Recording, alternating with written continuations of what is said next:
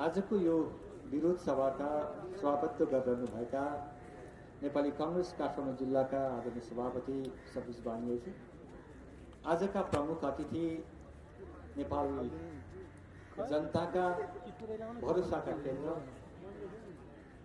नेपालको लोकतान्त्रिक आन्दोलनका एउटा बलियो खम्बा आदरणीय वरिष्ठ नेता रामचन्द्र राई, त्यसमा उपस्थित केन्द्रीय सदस्यज्यूहरू, माननीयज्यूहरू र आदरणीय आज नेपाली कांग्रेसले के भन्ला, अब नेपाली कांग्रेसले के गर्ला, त्यसका बारेमा मन मस्तिष्कबाट आफूलाई तयार पार्दै आउनुभएका मेरा आदरणीय नेपाली कांग्रेसका मित्रहरू र आम नागरिक साथीहरू र विशेष गरेर हाम्रो भनाइलाई, हाम्रो विचारलाई सम्पूर्ण नागरिकमा पुर्याउन हामीलाई सहयोग समर्थन गर्ने आदरणीय पत्रकार मित्रहरू जसले ठुलो भूमिका निभाउनु भएको छ लोकतान्त्रिक आन्दोलनमा र अहिले पनि निभाइरहनु भएको छ, म सबैलाई सर्वप्रथम त हार्दिक नमन गर्न चाहन्छु।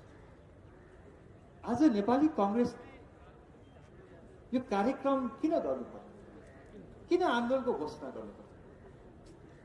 हामीले भनेका थियौँ नेपाली कांग्रेस 5 वर्ष प्रतिपक्षमा बस्न तयार छ, शासन राम्रोसँग सञ्चालन गर्नुस्, नागरिकको जीवन स्तर उठाउनुस्, नागरिकलाई सुविधा दिनुस्, नागरिकको जीवनमा सकारात्मक परिवर्तन लिएर आउनुस्, किनभने यो देशको प्रत्येक क्रान्तिको नेतृत्व गर्ने कांग्रेसले लोकतन्त्र स्थापना कांग्रेसकै कारणले भएको।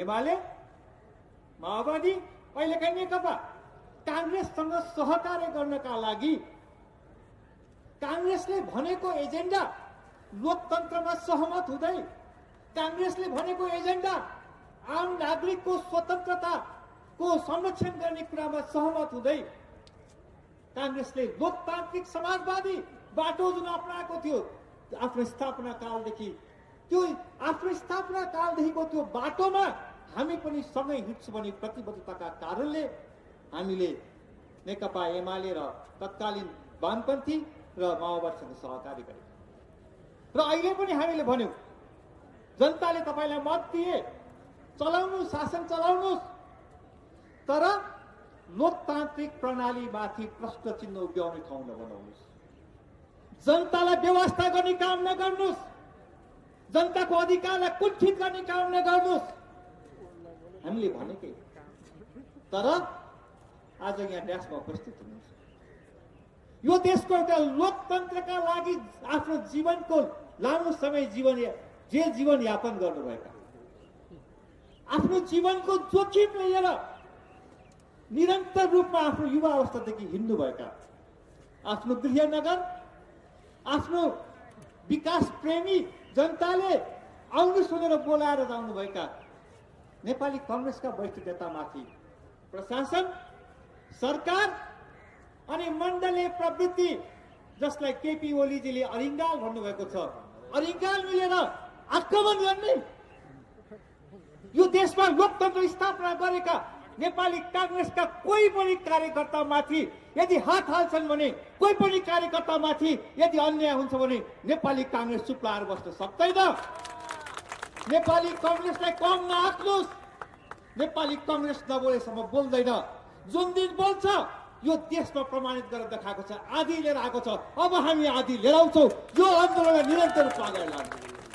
आज हामी किन सडकमा आउनु पर्यो भने सरकार लोकतान्त्रिक प्रणाली मान्दैन, सरकार भ्रष्टाचारमा लिप्त छ।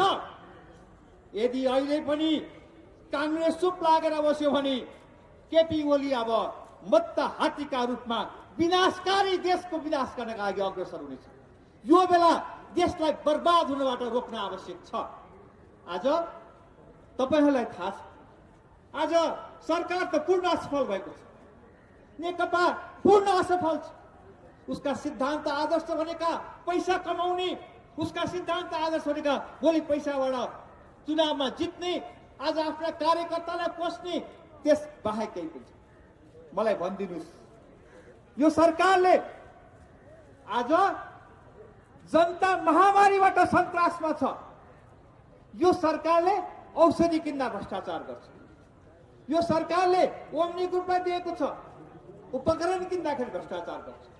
त्यति मात्र होइन, आदरणीय जनता, आदरणीय जनसमुदाय, प्रश्न गर्नुहोस्, कुनै पनि सरकारी अस्पताल आजसम्म 50,000 र 1 लाख तिरा भनेर कुनै सरकारले सूचना प्रकाशित गरेको थिएन।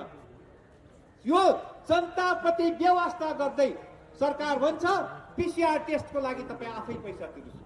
संसारका सबै देशले पीसीआर टेस्ट जनताका गराएका छन्।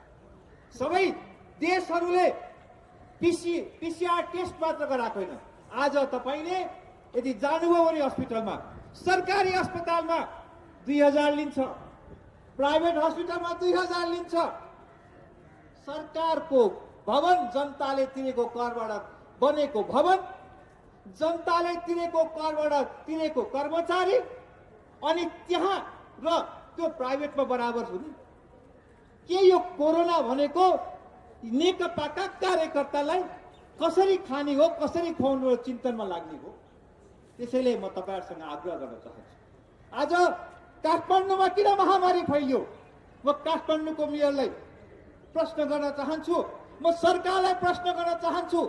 काठमाडौँ लकडाउन भनियो, काठमाडौँ बन्द हुन्छ, कोही पनि नआउनुहोस् भनियो, तर पार्टीको सिफारिसमा 5,000 7,000 घुस खाएर अनि मान्छे आउने र जाने दिने यो सरकारलाई, यसलाई हामीले यो म मेयरलाई, म सरकारलाई, म प्रदेशलाई पनि भन्न चाहन्छु, प्रदेश सरकारलाई पनि यो किसिमको जुन जनताप्रति अन्याय भएको छ त्यसको एक एक हिसाब हामी लिन्छौँ। म आग्रह गर्न चाहन्छु, आज 30 अरब खर्च गर्ने सरकारले भनेको छ, त्यो 30 अरब कहाँ कहाँ खर्च भयो एक एक दामको हिसाब नआएसम्म नेपाली जनताले सरकारलाई छाड्ने छैन। आदरणीय साथीहरू, आज हामी माग राख्न चाहन्छौँ, आज भ्याक्सिनका लागि सारा देशले बुकिङ गरिसके, हाम्रो सरकारले चिठी पठाउँछ। सीमा विवाद मिलाउन सक्दैन, सीमा आफ्नो सुरक्षा गर्न सक्दैन यो सरकार, सन्तुलित परराष्ट्र नीति अपनाउन सक्दैन यो सरकार। यो सरकारको के काम गर्छ यो सरकार? आज प्रत्येक ठाउँमा तपाईँ जानुभयो भने घुस नदिकन केही काम हुन्छ। सरकार, मलाई सम्झना छ, सरकारले 100 दिनको उपलब्धिका रूपमा सुन काण्डका लागि हामीले आयोग बनायो भने जब सुन काण्डका न्याय केस समातिन थाले, प्रधानमन्त्रीबाट आयोग नै खाले। आज अख्तियार दुरुपयोग, राजनीतिक रूपमा कसैसँग बदला लिनका लागि दुरुपयोग संस्थाका रूपमा चाहिँ सरकारले गर्दैछ। आज अदालत, आज संविधानले भन्छ हारेको माननीयलाई, हारेको चाहिँ सदस्यलाई कोहीलाई फेरि माननीय बनाउने संविधान बन्देको थियो। मैले अघि पनि राजनजीले भने संसदलाई एक किसिमले बन्द गरेर राखिएको छ। लोकतन्त्र समाप्त पार्न थालेको छ यो सरकारले। नेपाली जनताको 70 वर्षको लामो बलिदानबाट प्राप्त गरेको यो लोकतन्त्र हामी बचाउँछौँ। यो बचाउनका लागि अहिले हामी यो सडकमा उत्रेका छौँ। यो सडकमा उत्रिने काम हामी निरन्तर रूपमा गर्छौँ। आज पारदर्शी, आज सुशासनका विषयहरू सरकारका लागि कुनै देशको कहानी। आज सर्वसत्तावाद, तपाईहरुलाई थाहा छ, नेकपाको एउटा कार्यकर्ताको हत्या भयो जो यो सरकारको पक्षमा थिएन, अर्को पक्षको थियो। आफ्नो गुट, त्यो हत्या भएको व्यक्तिको सुनवाई गर्ने, रिपोर्ट लिने कामसम्म यो सरकारले गर्न दिएन। कहाँ छ? हामी त कानुनको शासनका लागि लडेर आएका हौँ, कानुनको शासन स्थापित गर्नका लागि आएका हौँ। अघि भन्नु, आज 6 वटा प्रदेशमा जहाँ नेकपाको सरकार छ, संविधानमा सभामुख र उपसभामुख भिन्दै पार्टीका हुनुपर्छ भनेको छ, तर एउटै पार्टीका सभामुख र उपसभामुखलाई सरकारले संविधानका खिलाफमा, र म तपाईहरुलाई आग्रह गर्न चाहन्छु, विशेष गरेर आदरणीय काठमाडौँका आदरणीय जनसमुदायलाई आग्रह गर्न चाहन्छु। गणेश मानजीले भन्नुहुन्थ्यो कि काठमाडौँका जनता जागिसकेपछि कसैले त्यसलाई ठेक्न सक्दैन। म आज आग्रह गर्न चाहन्छु, राणाका बेलामा 2005 सालतिर पनि 2 जना काठमाडौँका जनताले पाम्पलेट लेखेर सडकमा बिहान 3 बजे छर्थेर कसै न कसैले पढिदियो भनेर सन्तुष्टि लियो। त्यो क्रान्तिकारी 46 को आन्दोलनमा तपाईहरु प्रत्येक घरबाट आउनुभयो र लोकतन्त्रको स्थापना गर्यो। 62-63 को आन्दोलनमा तपाईहरुको त्यत्रो ठुलो सहयोग। म आज फेरि तपाईहरुसँग आग्रह गर्न चाहन्छु, यो सरकारका विरुद्धमा यो सरकारलाई ठिक ठाउँमा लिएर आउनका लागि लोकतान्त्रिक व्यवस्थालाई हामीले संरक्षणका लागि यहाँ प्रतिगमनका कुरा पनि आएका छन्, यहाँ विभिन्न मुद्दाहरू उठेका छन्। म आग्रह गर्न चाहन्छु, यो देशमा अब लोकतान्त्रिक व्यवस्थाबाट यो देश अगाडि बढ्छ, लोकतान्त्रिक समाजवादी मार्गबाट अगाडि बढ्छ, यो देश पछाडि फर्किन सक्दैन। मलाई सम्झना छ कि राजाले गरेका राजाका विषयमा बोल्नेहरू छन्, उहाँहरू सडकमा आउनुभयो भने त्यसमा केही भन्दिनँ, उहाँलाई मुद्दा एउटा चाहिन्छ हो, तर यो देश प्रतिगमनमा जान सक्दैन। राजाले कति वर्ष शासन गरे, कसरी शासन गरे, आज त्यो कुराको सिको त हाम्रो ओलीजीले गर्दै हुनुहुन्छ। हिजो पञ्चायतका बेला सर्पकाण्ड कार्पेट काण्ड हुन्थ्यो, आज सुन काण्ड, बालुवाटार काण्ड, गोकर्ण काण्ड, के काण्डको सरकार बनेको छ। मलाई कहिलेकाहीँ लाग्छ कतै 17 साल पुस 1 गते राजा महेन्द्रले जुन लोकतन्त्र अपहरण गरे नेपाली जनताको लागि, जुन कालो दिन रह्यो 74 सालको निर्वाचनमा नेकपालाई जिताउनु, त्यो पनि त्यही रूपको कालो दिन हो भन्ने मैले अहिले निष्कर्ष निकाल्छु। त्यसैले हामी आग्रह गर्न चाहेका छौँ, म तपाईहरुसँग आग्रह गर्न चाहन्छु कि आज हामीले माग राखेका छौँ। तपाईहरुले अघि धिराजीले भने आज उखुका किसान गत पुसमा सरकारले सहमति गर्यो किसानहरूसँग, उद्योगपतिसँग कि अर्को 1 वर्षभित्र हामी अर्को सिजनमा हामी सही पैसा दिन्छौँ। तर आज बिचरा किसान साथीहरू आज चाहिँ जुलुस निकालेर धरनामा बस्छ। सरकारलाई केही सरोकारै छैन, यो सरकारलाई जनताको कुनै पनि समस्या पनि सरोकार छैन। आज भोको पेट लिएर हिँडेका जनतालाई हात दिने, साथ दिने हातहरूलाई मेयर साहबले के भन्नु भने काठमाडौँ फोहोर हुन्छ, काठमाडौँ महानगरपालिका के काम त्यति फोहोर उठाउन सक्दैन भने के काम त्यो कुर्सीमा बस्ने? जनतालाई भोको पेटलाई खाना दिने हातलाई रोक्न पाइन्छ? संविधानले अधिकार दिएको छ नेपाली जनतालाई, खाद्य सुरक्षा हाम्रो खाने अधिकार प्रत्येक नेपाली जनतालाई दिएको छ। आज त्यो अधिकार कसैले खोज्न पाउँदैन।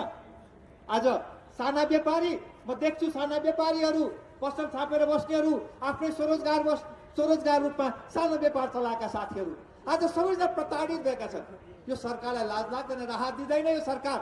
तपाईलाई थाहा छ केपी ओली प्रधानमन्त्री हुँदा यो देशको ऋण 6 खरब 50 अरब थियो। आजको दिन 3 वर्ष केपी ओलीले सरकार चलाइरहँदाखेरि 13 खरब 76 अरब ऋणको भार आज देशले बोकाइसक्यो।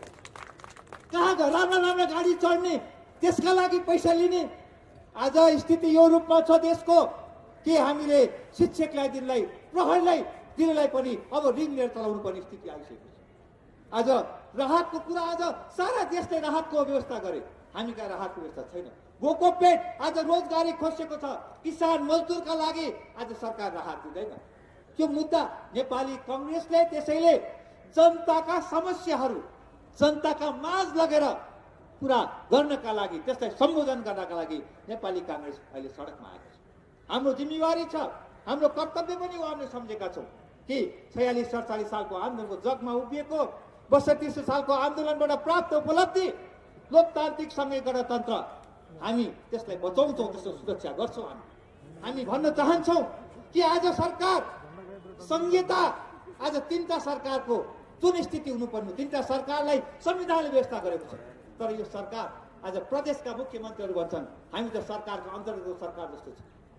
आज संविधान, म त आग्रह गर्न चाहन्छु, यो संविधान आएको छ, यसलाई कमसे कम 10 वर्ष हेरौँ, यसको परीक्षा गरौँ, यसको परीक्षण गरौँ। एउटा कुरा छैन, फेरि त्यसलाई सिधै सधैँ राजनीतिक अस्थिरता छ। यो नालायकी सरकारले आज लोकतान्त्रिक व्यवस्थालाई बदनाम गरेको छ। लोकतन्त्र भनेको मानव मस्तिष्कले आजसम्म भेट्टा आएको सर्वोत्तम विकल्पको व्यवस्था, नागरिक अधिकार र नागरिक स्वतन्त्रता, नागरिकको रक्षा अरू कुनै व्यवस्थाले गर्न सक्दैन। एउटा गरिबको कसैले बाख्रा लिएर हिँड्यो भने त्यसका विरुद्धमा लड्न सक्ने ताकत लोकतन्त्रमा मात्रै हुन्छ। कम्युनिस्ट शासन व्यवस्था हुँदैन, तानाशाही व्यवस्थामा हुँदैन। त्यसैले हामीले लोकतन्त्र स्थापना गरेका छौँ, लोकतन्त्रका लागि लडाइँ लडेका हौँ। यो लोकतन्त्रलाई आँच आउन नेपाली जनताले दिने छैनन्। कुनै हालतमा पनि लोकतन्त्रमाथि लोकतन्त्रको आवरण ओढेर सर्वसत्तावादतिर जाने जुन केपी ओलीले प्रयास गरेका छन्, नेकपाले प्रयास गरेको छ, म चेत दिन गराउन चाहन्छु कि यदि लोकतान्त्रिक व्यवस्था, लोकतान्त्रिक प्रणाली र संविधानका खिलाफमा नेकपा या सरकार जान्छ भने जो खिलाफमा जान्छ त्यो समाप्त भएर जान्छ भन्ने कुराहरू पनि म आग्रह गर्न चाहन्छु। म आदरणीय आम जनसमुदाय पार्टीका साथीहरूलाई आग्रह गर्न चाहन्छु, नेपाली कांग्रेसले यो लडाईँ निरन्तर रूपमा अब लड्नुपर्छ। कांग्रेस भनेको जहाँ अन्याय हुन्छ त्यसका विरुद्धमा लड्न सक्ने ताकत हो, त्यही हो कांग्रेसको तत्त्व। कहीँ अन्याय भएको छ, कहीँ भ्रष्टाचार भएको छ, कहीँ अत्याचार भएको छ, बोल्न सकेन भने के कांग्रेस? कांग्रेसको क्यारेक्टरिस्टिक त्यो होइन जनताका लागि कफन बाँधेर म जनताका लागि लड्छु भनेर प्रतिबद्ध जनाउने कांग्रेस हो। त्यसै त राणासँग लड्न सक्यो। कांग्रेसदेखि मार्थे, कांग्रेसदेखि जेलमा थाम्थे, तर कांग्रेस मरेन। कांग्रेस सिम्दो रह्यो। आज पनि कांग्रेसको त्यो चरित्र आज कांग्रेसका साथीले आम जनसमुदायले देखाउनु पर्छ भन्ने मलाई लाग्छ। त्यसैले जबसम्म आन्दोलनका उपलब्धिको रक्षा हुँदैन, संविधानको रक्षाको निश्चिन्ता हुँदैन, जबसम्म लोकतान्त्रिक प्रक्रिया प्रणालीको निश्चिन्ता हुँदैन, जबसम्म भ्रष्टाचारीमाथि कारबाही भएको हुँदैन, भ्रष्टाचार भइरहेको छ, तबसम्म कांग्रेस लागेर बस्न मिल्दैन। म तपाईँहरूसँग आग्रह गर्न चाहन्छु, त्यो बेलासम्म कांग्रेसले आफ्नो आन्दोलन निरन्तर रूपमा लाग्नुपर्छ। अहिले कोरोनाको महामारीमा परेका जनतालाई राहत दिने काम, अहिले यो बेलामा जनताको निःशुल्क उपचार गर्ने काम, त्यसको पनि म आग्रह गर्न चाहन्छु। त्यसका लागि पनि कांग्रेसले अगाडि बढ्नुपर्छ। जो भोको पेट छ उसको भोको पेट नरहने व्यवस्था, त्यो निश्चिन्ता दिने काम नेपाली कांग्रेसले गर्न सक्नुपर्छ। जसलाई राहतको आवश्यक छ त्यो राहत दिने काम नेपाली कांग्रेसले गर्नुपर्छ। किसानको लागि मल छैन, मल नपाएका बेलामा कांग्रेस किन चुप लाएर बस्नु? कांग्रेसकै आशा हो, कांग्रेसकै भरोसा हो। कांग्रेसलाई फेरि एउटा विश्वास र भरोसाको केन्द्र बनाऊ। कांग्रेसले त्यो आन्दोलनमा आदरणीय आम जनसमुदायलाई कांग्रेसका साथै आग्रह गर्न चाहन्छु, यो आन्दोलनको निरन्तरताका लागि आग्रह गर्दै म आदरणीय वरिष्ठ नेतामाथि जुन किसिमको कार्य भयो म फेरि पनि चेतना गर्न चाहन्छु। यस्तो व्यक्तित्वलाई जुन किसिमले चाहिँ जे गरियो त्यो भनेको लोकतन्त्रको खिलाफमा, त्यो भनेको नेकपा सरकारले परीक्षण गर्न खोज्छ। हामीले लोकतन्त्रका नेतालाई काहीँ छोयौँ, केही गर्यो भने के होला त? कांग्रेस चुप लागेर बस्दैन। जय नेपाल।